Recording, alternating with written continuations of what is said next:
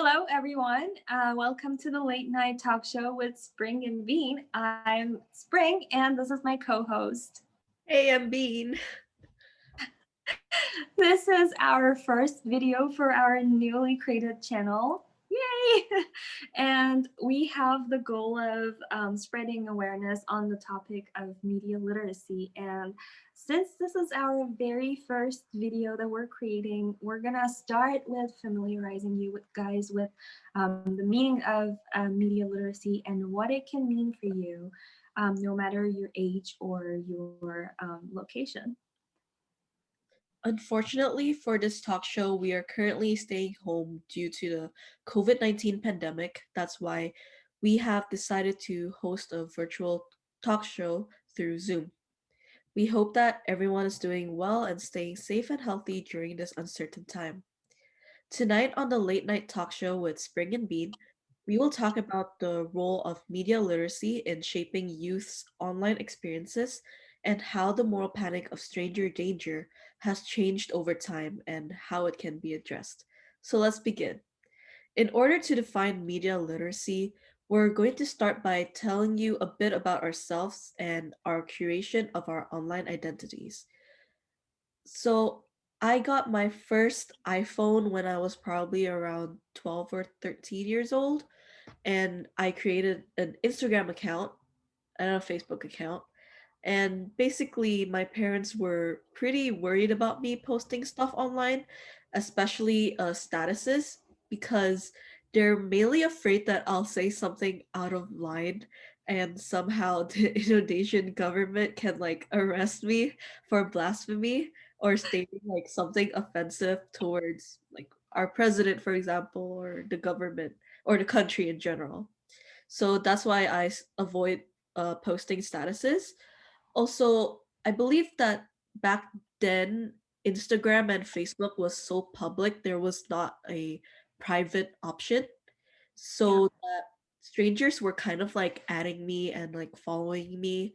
And it got to the point where my parents were concerned that I was communicating with strangers, right? Especially Yeah. since I was a young girl back then. It's pretty scary. So Yeah, I totally agree with you on that point. And thinking back on when I first started using any social media platform, I believe I was around the same age as you, probably around 13 or 14, when I started using Instagram. And I believe at that time, Instagram was merely just an application for people to share pictures. And we didn't have, for example, the culture of influencers, or we didn't have as much advertising on this platform. And so I remember starting by posting pictures of myself or my daily activities in life. And given that we had some restrictions in my country regarding using the social media application, especially for women, um, it was not so long after I first started using it that my parents started hearing on the news about how possibly some of the people, especially women who were using this application, were arrested, or perhaps they had some sort of problem with the officials, let's say. And so that's when the moral panic started with within my family, I guess. And that's what exactly caused my parents to basically try and literate me on using social media applications. So I feel like that was the starting point for me, where my parents decided to educate me on how to use these applications in a way that doesn't hurt me or my reputation um, in the country, I guess. Um, Now, I also remember, aside from the general stranger danger that was on Instagram, as you mentioned as well, there were some other applications that were quite popular at that time. One of them for me was the Kick app, and another app that I later on used was called Badoo. I'm not sure if you've heard about any of those. I've heard about Kick, but never heard about Badoo before. Yeah, it was not as popular, I guess, at the time. But when I was using those two applications, I was a little bit older. Yet, given that there were no, I don't know, media literacy courses at our school, or there was no one except for my immediate family members, my parents, who had the job of educating me. So I was basically going as I did, and I was experimenting everything on my own. And so that actually caused further moral panics and well, security issues for me. Because these applications were allowing the strangers to join this app and perhaps pose as children or as younger people while they were older, and they were trying to basically steal information, or they were simply predators online. And so that is when another wave of moral media panic started in my family. And my parents first started off by warning me of the signs, or this what the signals that one person could give me on an application that would have indicated that they're perhaps uh, a predator. And so they were hoping that giving me that information would save me from all the dangers online. And I believe I came across quite a few people who were trying to engage in inappropriate conversations with me. And so I had to delete those applications not so long after. Mhm. And we see today scholars saying that many offenders on these social media applications, they actually confess to wanting having the intention of having sex with the victim, or if any sort of harassment happens, it's definitely intended from the start. It's so there are always predators out there.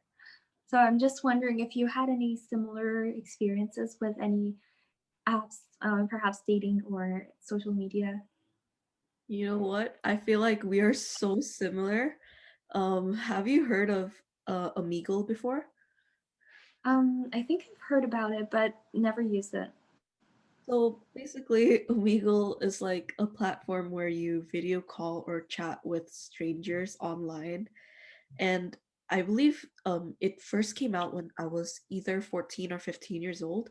And I remember that I used to go on that platform a lot in like my middle school, high school years with my friends just to talk to strangers because, we were young, and as kids we're kind of like naive, and we're like very curious as to like what's happening in the online or digital sphere, right? Yeah. So we didn't really know at that time that Omegle was dangerous, but I was aware that we were talking to strangers, which is Mhm. why I never tried the video call function. I only tried the chat box function.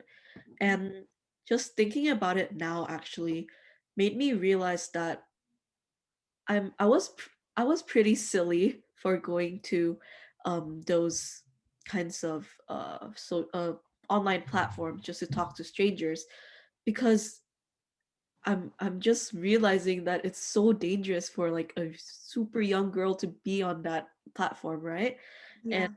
there had been so many cases where people just suddenly randomly show their private parts in Oh, video calls, and they would ask inappropriate questions. One time, someone asked me what my boob size was, oh, and it made me realize that this platform attracts so many sexual predators online, which is why I stopped immediately when I learned about that. And to note, I was like 15, so I was still like not aware of like my sexuality or like my mhm. body, you know what I mean? So, Yeah. but I feel like right now there is an exception. Like, not everyone we meet online is bad per se. Yeah. Really, I've never had any bad experience when meeting strangers. So another story that I'm gonna tell you is my Tinder story. 2 years ago, I was on Tinder. Have you used that platform before? Yeah, I've actually used it as an adult. Nice. How was your experience though?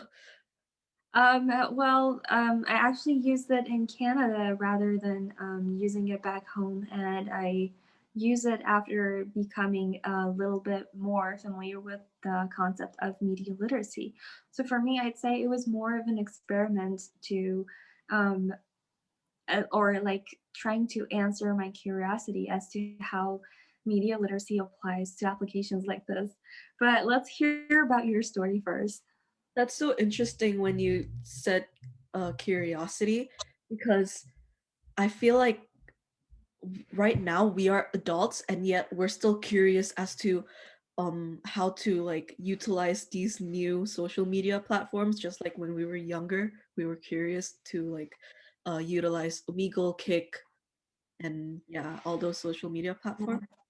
So my Tinder story. uh Basically, my Tinder experience were pretty great. I ended up being close friends with the guys I've met. Uh and I think I met a couple of guys. Yeah, I've been on dates with a couple of guys, and most of them are like my friends right now. And yeah, basically my thoughts about Tinder was completely different because from what I've seen, like, Tinder horror stories online, they're like saying that, oh, men are like sexual predators online and stuff like that. From what I've seen, it's not true in a way. But did you know that study shows that 28% of online dating users were harassed and 42% of them are female users? And I feel like when most people think of Tinder, what pops in their mind is probably something about, sexual assault, sexual harassment, and all that. And I completely agree. There are so many cases where a woman gets sexually harassed, and there are so many aggressive men out there as well. Though when I started Tinder, I was actually skeptical at first because of all the Tinder stories seen online. And I have friends who had bad experiences on Tinder. They got sexually harassed, and men were basically super aggressive to them. And it seemed like a terrible idea at that point to make a Tinder account. But like you said, like curiosity, it kills me. Yeah. Though uh before I became friends with the guys that I've met on Tinder, at first they did see me in a sexual way, and Mhm. they did want, they did intend to have sex with me, but I Mhm. didn't want any of those, so we just ended up being friends. And it just made me realize that not all guys are into sex. So yeah, I'm grateful to have met friends on there. And yeah. How about you? It's really interesting how you picture Tinder in a totally different setting because it, I believe, like most of the viewers can agree that Tinder doesn't have such a good reputation when it comes to um, social platforms, and I feel like as you mentioned, you've recently used it in your adulthood and after moving to Canada rather than using it back home. And I feel like one of the reasons maybe behind why you found this experience to be different than your previous experiences with, for example, Omegle and Instagram was because you were utilizing your media literacy skills that you've gained from being a communication student, and you were applying those to your online experiences.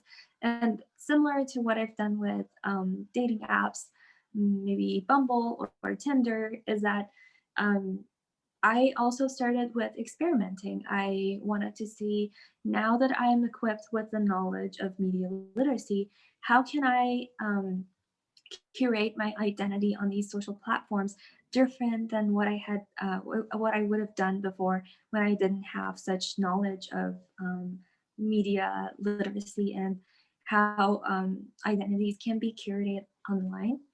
And so I think there's a huge difference between using a dating app, for example, in Canada, and after being equipped with the knowledge of media literacy versus using it perhaps back home, where we were younger and we didn't have the knowledge of um, establishing our identities online and protecting ourselves from social and I mean predators basically.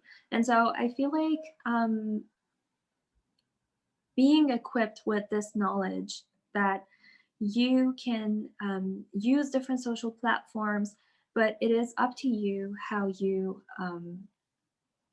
present yourself online, because we can present ourselves in different ways. We can only choose to show certain aspects of our identities online to keep ourselves a little bit safer, and to not to give so much information to the people that we don't know um, on the social platform. And so I feel like for me, it was a pretty similar experience, although I didn't stay on this application for long. And I believe you had a more, um, a deeper experience with Tinder, which I didn't have. But in general, I believe that most people don't have a good experience with social media applications, especially those that require you to share your personal identity, is because perhaps the element of media literacy is lacking. And, and especially with youth these days, I feel like they need to adapt themselves with all the social media applications and all the emerging technologies, and how um, all of these platforms are changing, and perhaps with the platforms requiring us to give more information, well, because of advertising or other purposes, um, that puts us in more danger. And studies have shown that although that going media literacy can help you in many ways, still putting too much information on in platforms like Tinder or I don't know, even Instagram can potentially put you at the danger of stranger danger. And I believe that these moral media panics are still around, and still to this day, we can hear on the news about all the accidents that happened on Facebook, or even when a youth is trying to use a social media application, and how parents still to this day um, engage in this fear that if we let our kid use social media, they're going to end up harassed, or even worse things may happen to them.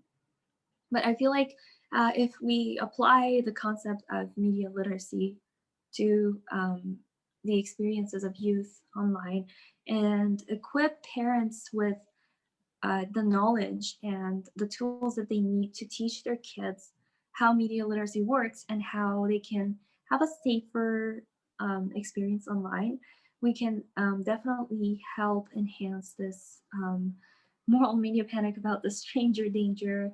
And well, I believe this can happen because nowadays we have so many tools available to us, and we Mhm. look at our experiences from say 10 years ago when we were teenagers, right? I mean, we didn't have these tools. No one was there to teach us at school how to use, how to curate your identities in a safe way.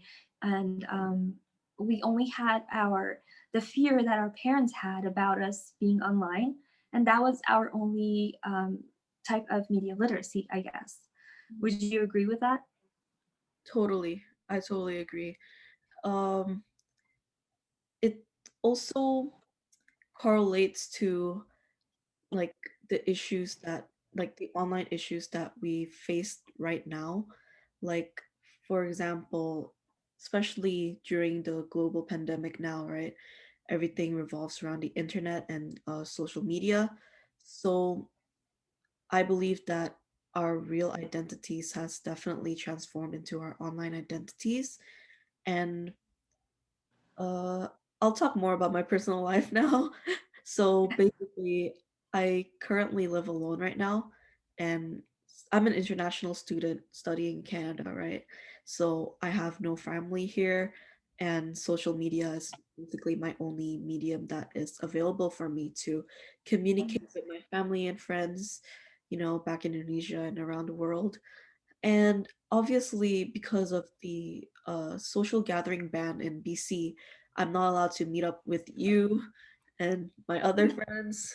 So basically, my life is so embedded on the internet, right?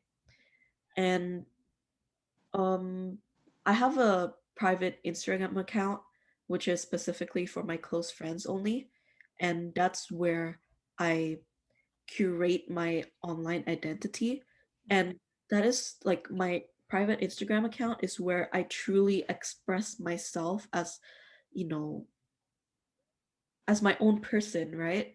I feel like there's Yeah. always a difference between my private account and my public account, which like my public account is where, you know, uh, all of my acquaintances basically follow me on there, but I don't really showcase my true identity because I only want my close friends to know what I'm like. I don't want like the whole world to know what I'm like, right? That's Mhm. also just to protect my privacy as well. Yeah. Yeah. And yeah, basically social media is like my safe space where I post stories of what I eat, music that I listen to, selfies, and pictures of my dogs and stuff like that.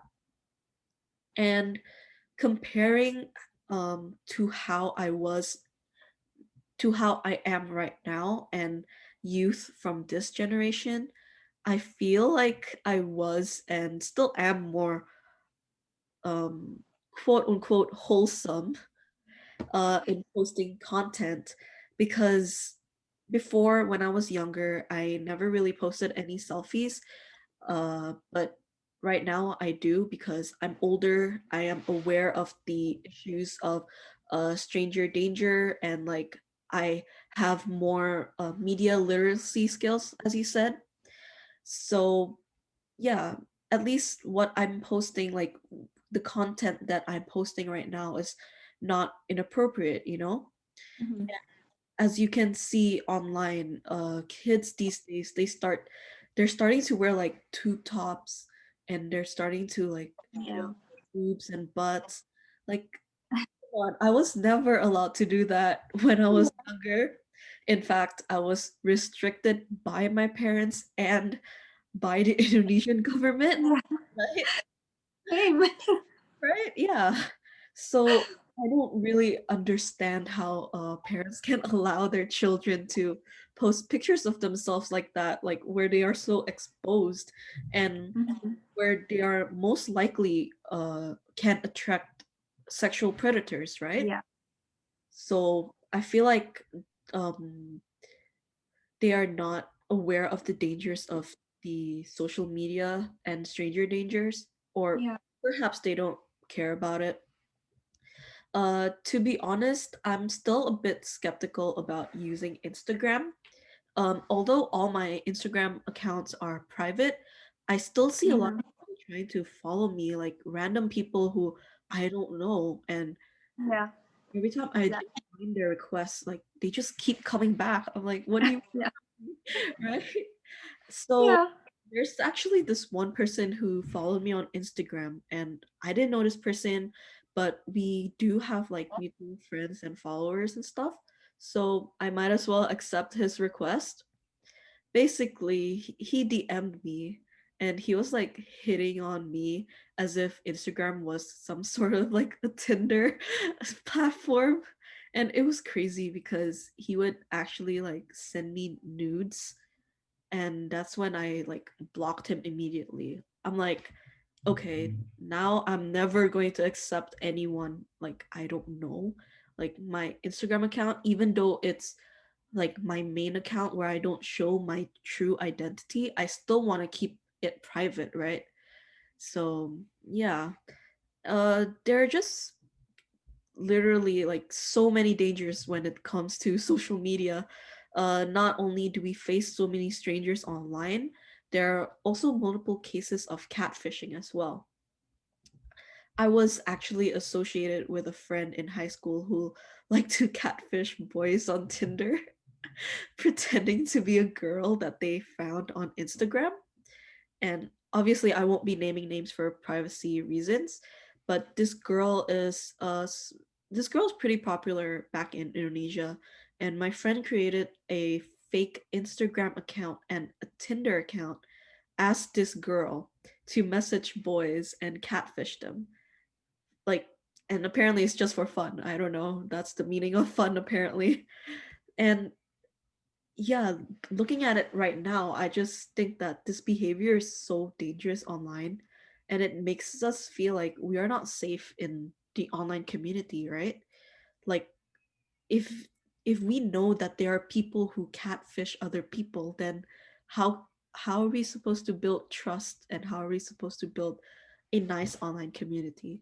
That's why I feel sometimes um social media can be very toxic, right? So yeah, it's a shame because now that everything's online, and due to the COVID-19 pandemic, we are probably most likely supposed to make new friends online or like communicate with people online. Yeah. This concerns me because these issues, these dangers, um it gives me anxiety to like meet new people, and Yeah. makes me like it's just hard for me to trust people basically after learning about media literacies and basically all types of dangers that circulates the internet. What are your takes on this? I'm really glad you touched upon so many topics, your experiences online, and I agree with all of them. It's a very accurate description of what social media looks like now versus back then when we were younger and living in a different country. And I feel like definitely living in a different country as we're international students here. Um, Affects our experiences as well. So the fact that, but at the same time, I'd say the timing of it is important as well, because back 10 years ago, there were no really media literacy, maybe didn't have as much meaning as it does now because of the reasons you just mentioned, because of all the stranger danger, because even Instagram, as you said, is becoming a sort of a dating app. So if a youth, for example, if someone at the age of 13 or even over that is using the applications, and if they're sharing maybe too much information about themselves, too many revealing photos of themselves, it's very likely for them to come across such quote unquote sexual predators, I'd say. And well, there's always danger when someone goes online. We've seen scholars talk about this over and over, how no matter how much media literacy you're equipped with, at the end of the day, there is a great chance that you may come across a predator, for example. And we've all, I think, experienced such things as youth and even as adults. Um, and although we're not experts on the media literacy topic, but we have been lucky enough to have studied these um, tools and these elements that can help us curate our identities in a different way that potentially protects us from the harmful nature of uh, these social platforms. But and by the harmful nature, I mean not that inherently these applications are harmful. It's just that um, perhaps using them in certain ways and exposing yourself too much might actually put you at risk.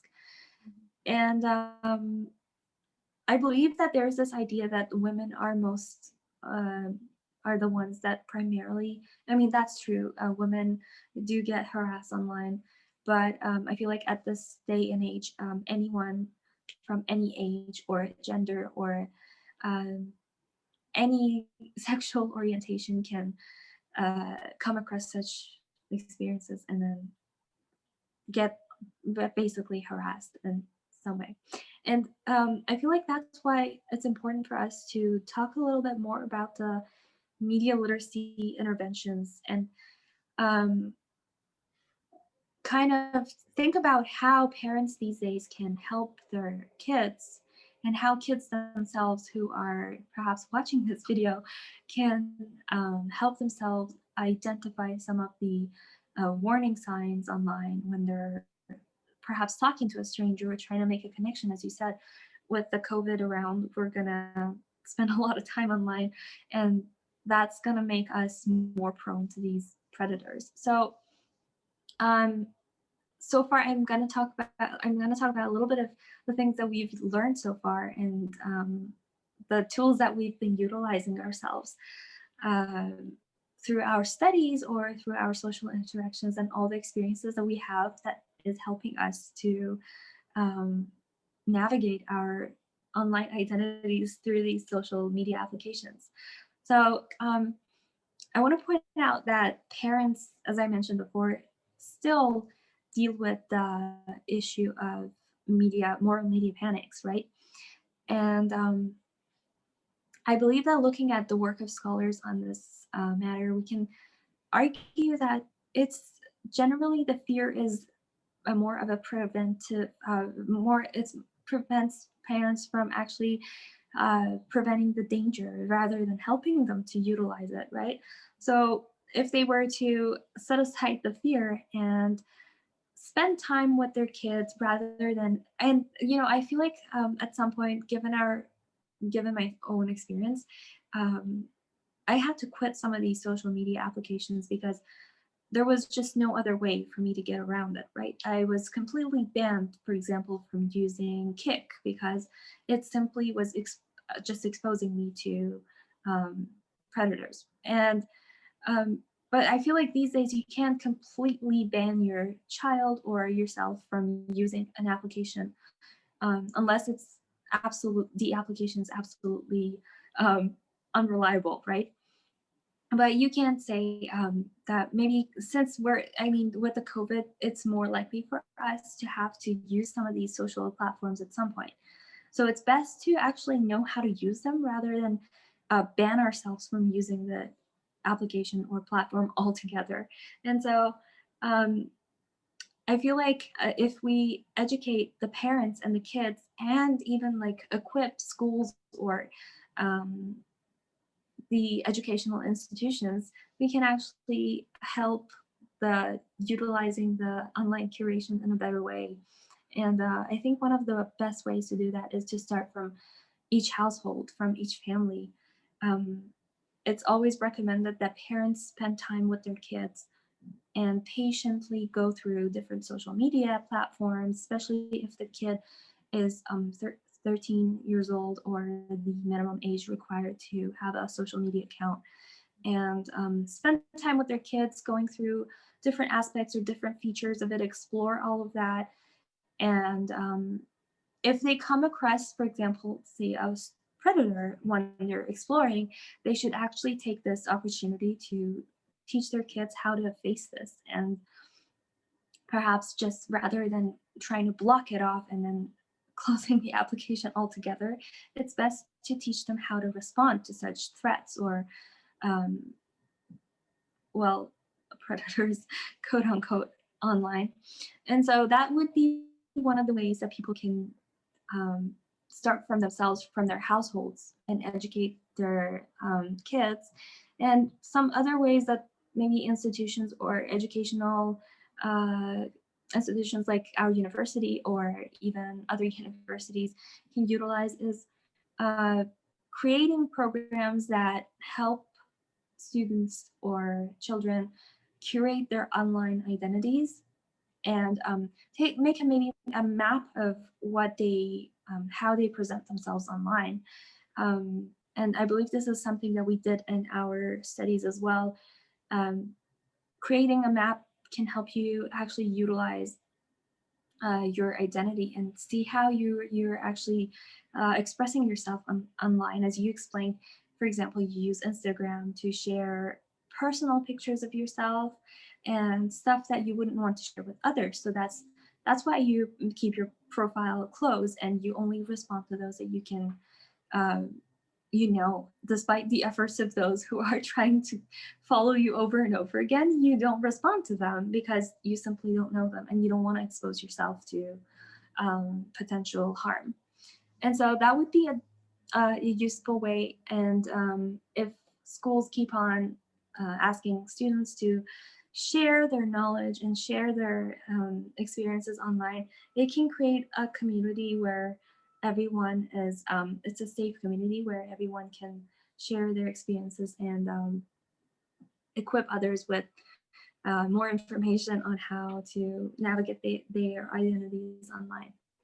And I feel like all in all, having some sort of knowledge about your social and online identity can, well, starting at an earlier age, I believe, can help those equipped with youth in this day and age with all the sources available to them.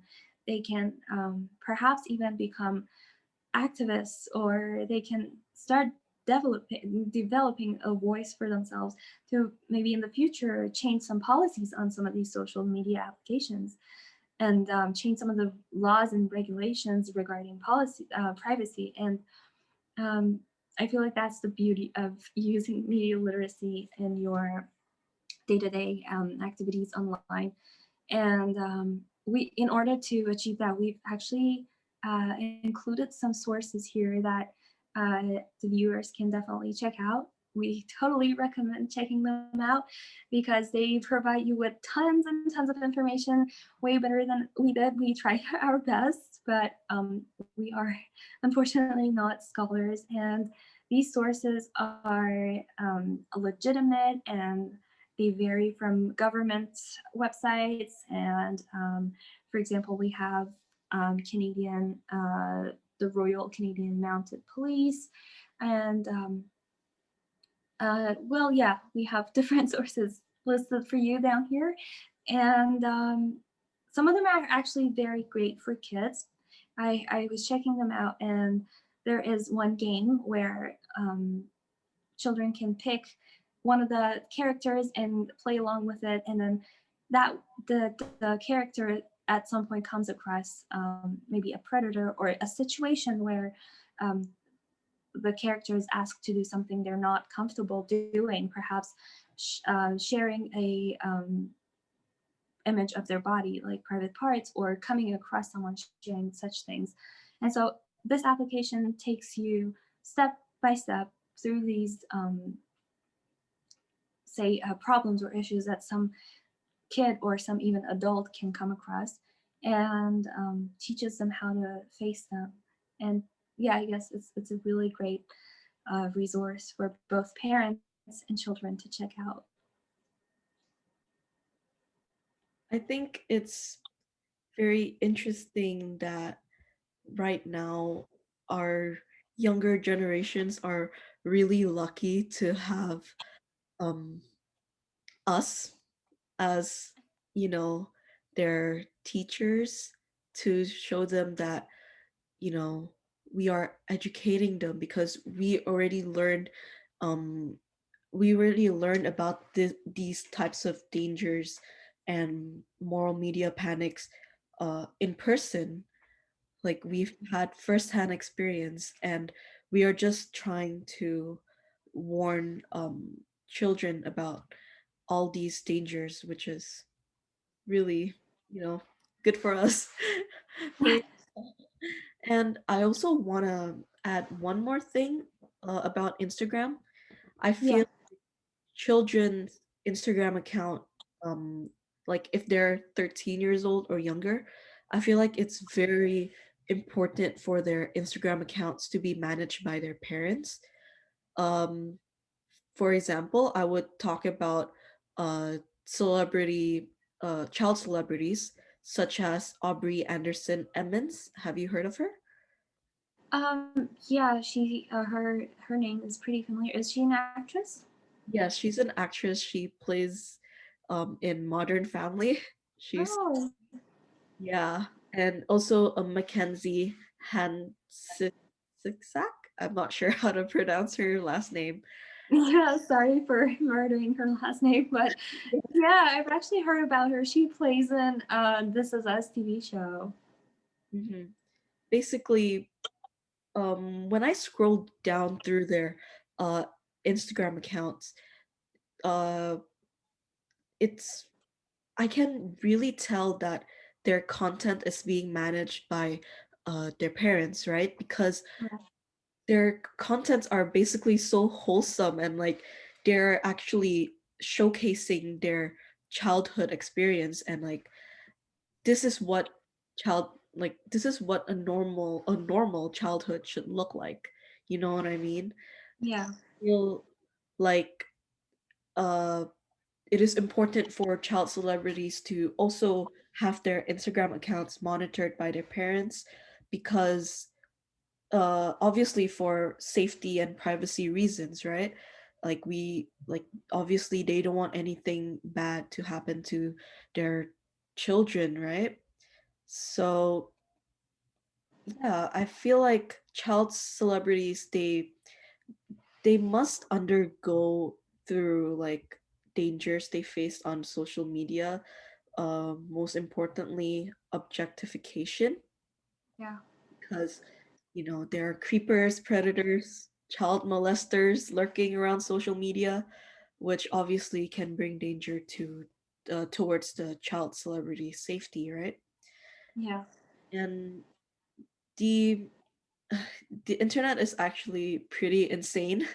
So scholars have studied that like 5% of offenders, um, they 5% of the offenders that they studied pretended to be teenagers whilst they Mhm. want to, whilst they have the intention to have sex with their victims, Yeah. mostly like teenagers as well, right? Mhm. Yeah, we must really be careful. Um, Yeah. like having children on the internet, we must really be aware of all the dangers. And I think that it is really, really important for parents, like, even, okay, sometimes children can be a bit, uh, they, they do, Difficult. Yeah. they do stuff behind their parents' backs, basically. Yeah. I understand that from my point of view as a Yeah. girl before, but at the same time, I feel like parents must have the role to intervene, at least to just inform them that about the dangers of social media, like you said, right? Yeah. Yeah.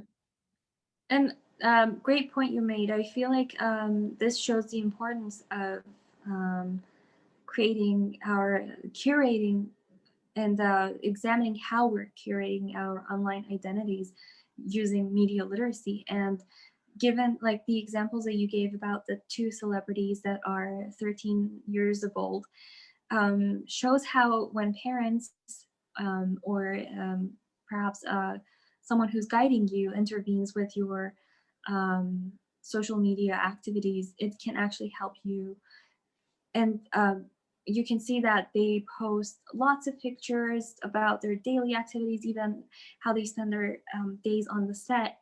Um, and yet, all of this content is being monitored by their parents. And this creates a safer environment for them to navigate their online experiences on an application like Instagram, rather than, for example, a 13-year-old that sneaks into Instagram, like perhaps we did at some point in our teenagers, and it gets to experience all of those negative side effects on their own and alone without any help, and maybe perhaps just comes across the moral panic of their parents at some point, and which is not going to help us, right? And eventually we just had to leave those applications. And I'm sure maybe we were lucky enough we didn't come across anything serious, but we all know that this definitely could end up in really bad and dark places for children. Totally.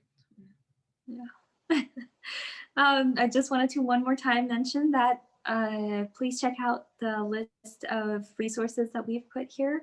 Once again, they're great for parents and children to go through together, even play the games and take note and learn and have a safe experience. Well, that's a wrap on this first video. Uh, we appreciate you guys so much for sticking throughout this long video. And we hope you guys learned something from us tonight. We hope that you understand what media literacy is. And we hope that you guys just stay safe during your online journey. Thank you so much for Well, thank you so much for joining us. And as my partner said here, we hope that you have a safer and a more fun experience online. like and subscribe. Comment down below if you want more videos. Bye. Yes, give us a like and subscribe. Bye.